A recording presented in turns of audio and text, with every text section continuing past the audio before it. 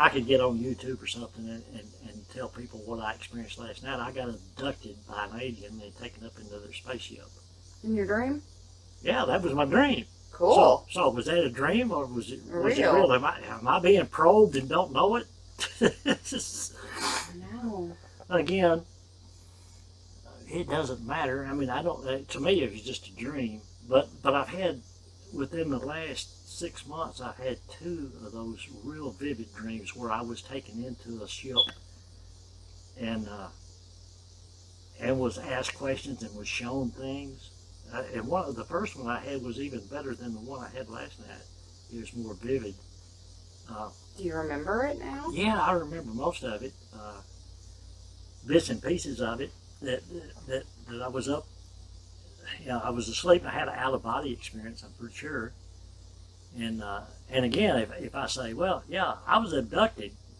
Well, if I really believe that, then that's what happened. Right. I was abducted and taken to the spaceship. I think it was just a dream.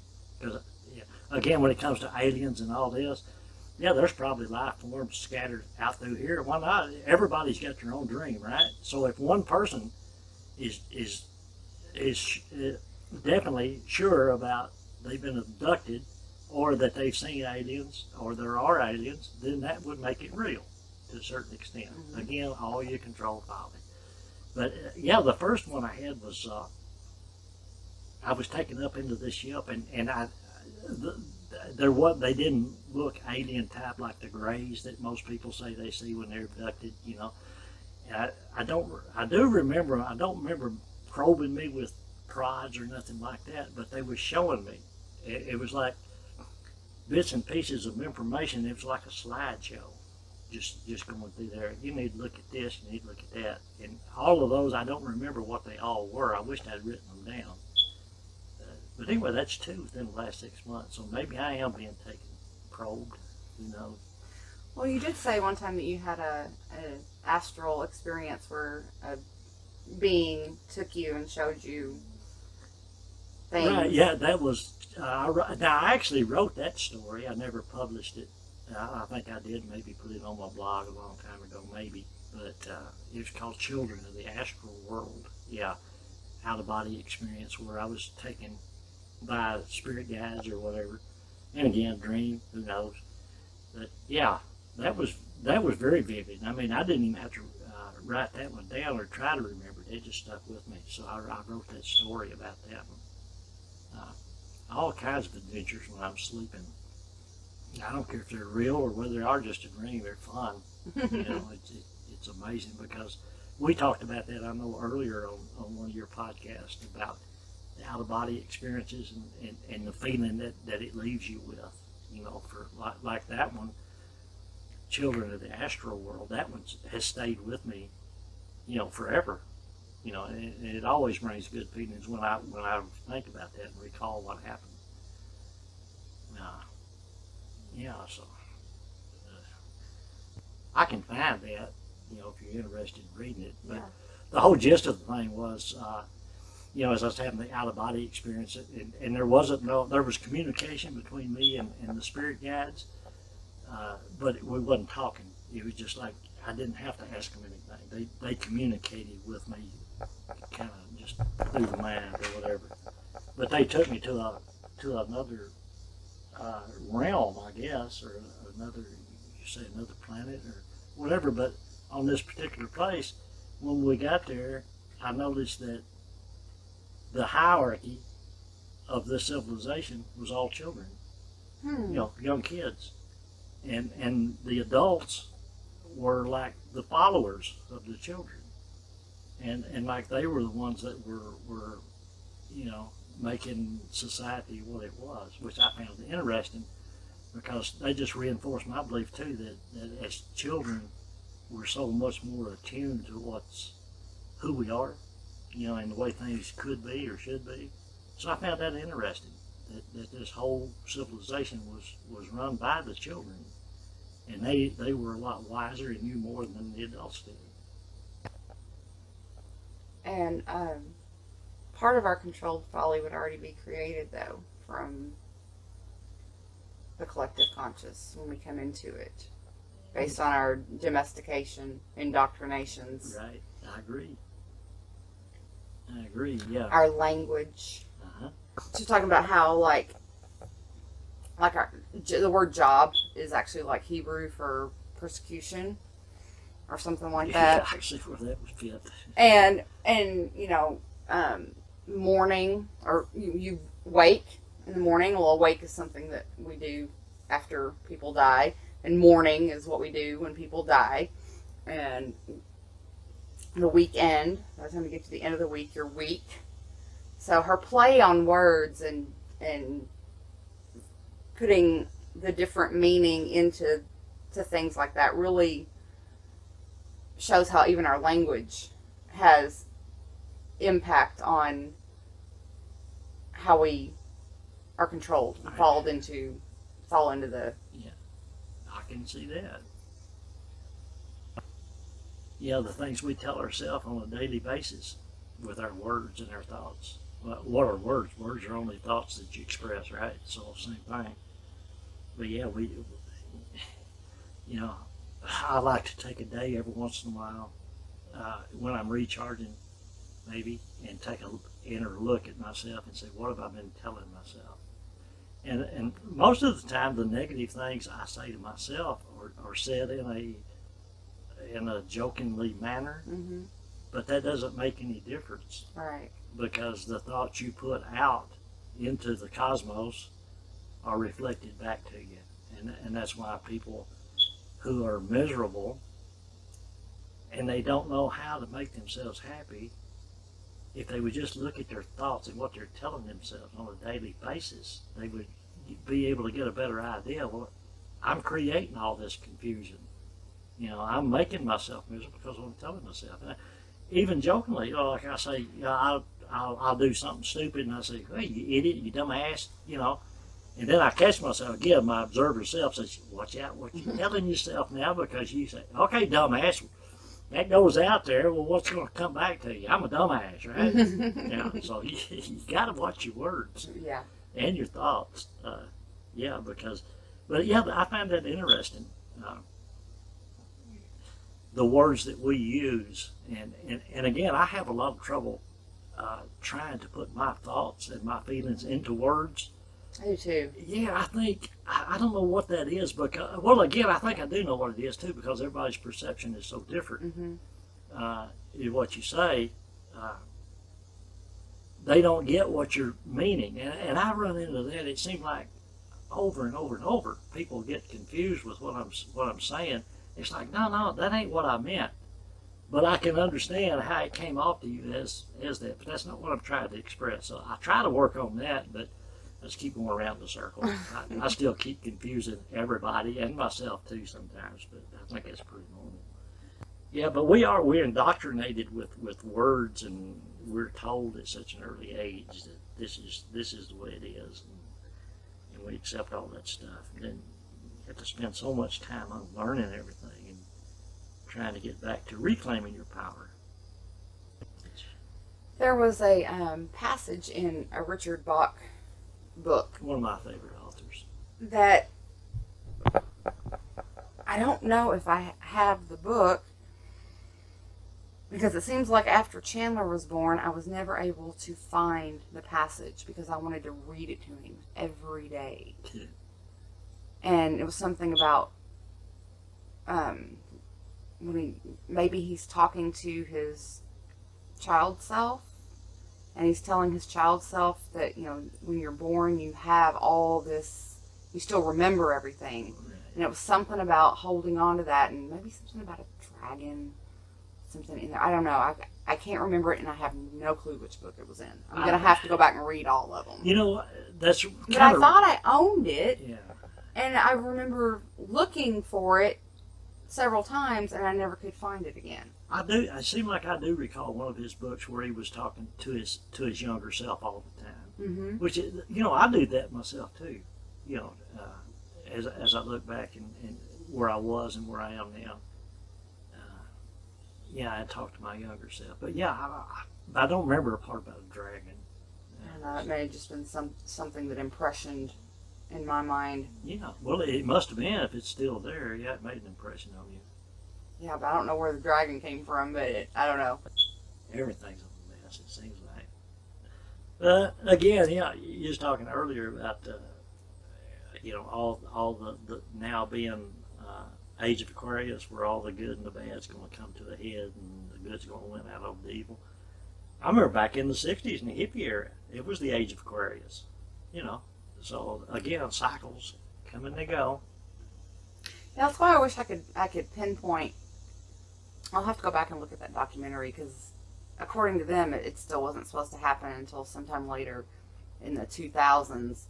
But then I've seen people say that maybe it happened back in the 1800s. So, and it probably did because, again, the cycles, that you go through. And tell me, I know it's all illusion, but still, the stars up there affect us as human beings. The moon, the planets, the stars. There's something in there that affects you because I think that's what our bodies are made out of, the same material that the stars and the cosmos are made out of. Right. There's got to be something to that. But yeah, I think it runs in cycles. So if the age of Aquarius was back in the hippie age, the 60s, early 70s, that was the age of Aquarius, then, that's been what, say 1970, that'd be 30, 40, almost 50 years ago. So yeah. Maybe we've already entered into.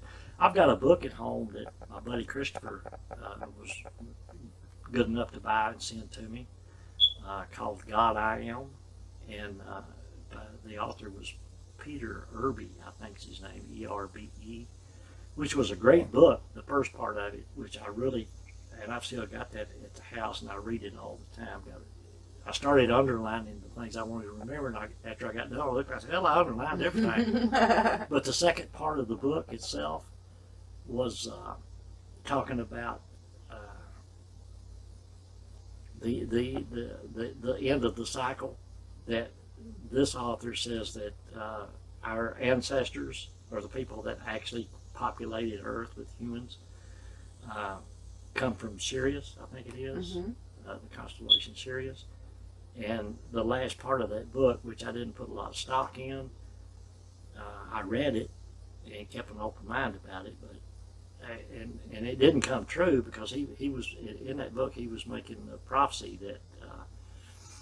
that our ancient aliens, or our ancestors, or our creators from Sirius were going to come back to the planet and manipulate again to get society pretty much straightened out or back on the right track or something. I mean, that didn't happen, but that we know. Yeah, that you know of.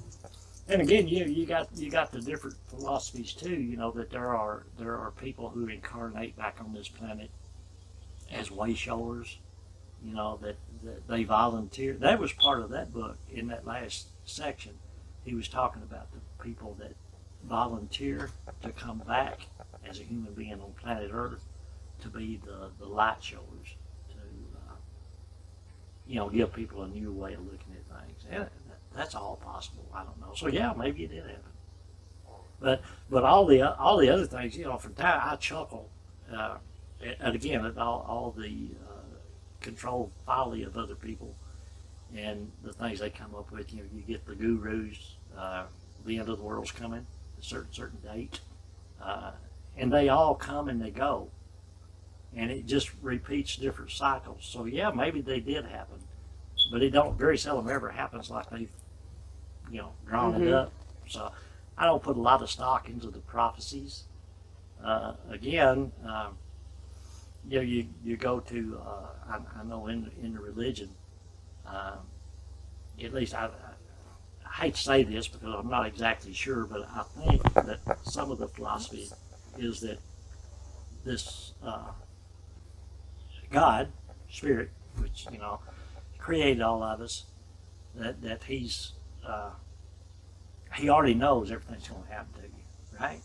And God knows everything, and He knows it before it ever happens.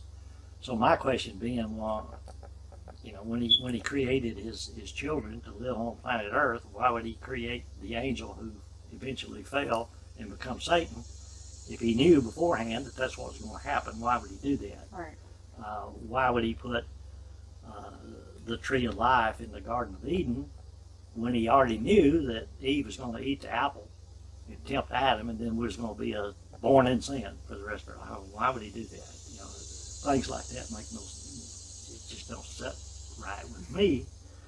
But if that was true, what would be the use? And I know, and again, I think I'm right here, but some religions say that since God has already got your name in the holy records, when you die, you're going to heaven, you're going to go to hell, right? Well, then what would be the purpose of even being here? I mean, if he's written me in the book of you're doomed and you're not coming to heaven, you're going to go to hell, then it doesn't matter what I do, right? Right. I mean, I could change and become the best person, best human being in the world. But if he's already knows I'm going to hell, already written that down, he ain't going to change his mind, right? So that don't make sense. I think and me and my buddy Christopher, who is one of the most enlightened souls I've ever met, we had a discussion here a while back about that the scenario of do we really have a choice? You know, that's a good topic. Yeah, it is. It's very, very interesting because, and again, there's so many things that come into play. Like going back to the belief that some souls volunteer to come to Earth as a way shower or a light messenger, or however you want to label them. If they do that, and the waysayers, yeah, if they incarnate back to, do we have a choice? Right. Yeah. Do you actually have a choice on anything? Well, some beliefs are that if all the records are already sealed, then no, you wouldn't have a choice. I mean, you can make choices with your controlled folly, but you're not going to have a choice as to what you do after this life. Right. Now, I like the shaman's way of looking at it. I don't know if you've ever read the book in the Castaneda series. I think it was The Fire Within, maybe. It's one of it. But anyway, their belief is that, no, it's the gift of the eagle. I don't have that one either. That's another great book. But see, they don't believe in a persona of a god. They say and this is why I gravitate toward their belief system. Native Americans and the shamans is they think we're all connected by the web, and the Naguals, who are the top of the line shamans, they can actually see the webs, that we're all connected, and to me that makes more sense that way.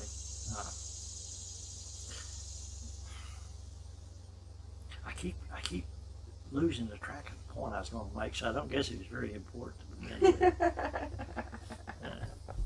Yeah, having choices. Yeah, do you actually have a choice? I think we do. I think you make choices every day. You make decisions every day. That's all part of your control filing. But do you have a choice as to what happens after death, so-called death? Or is it ordained that, no, your next step is already this spirit? But again, I don't really ascribe to that philosophy. And the shamans say that in the gift of the eagle, that's what they do. All this is controlled folly, which makes no difference. But the point is to learn who you are, what you are, and then at the moment of death, you can skirt past the eagle, which is their concept. I guess you could compare it to the Christian concept of a god. But it says the eagle's not an eagle. He don't look like an eagle. They just call it an eagle.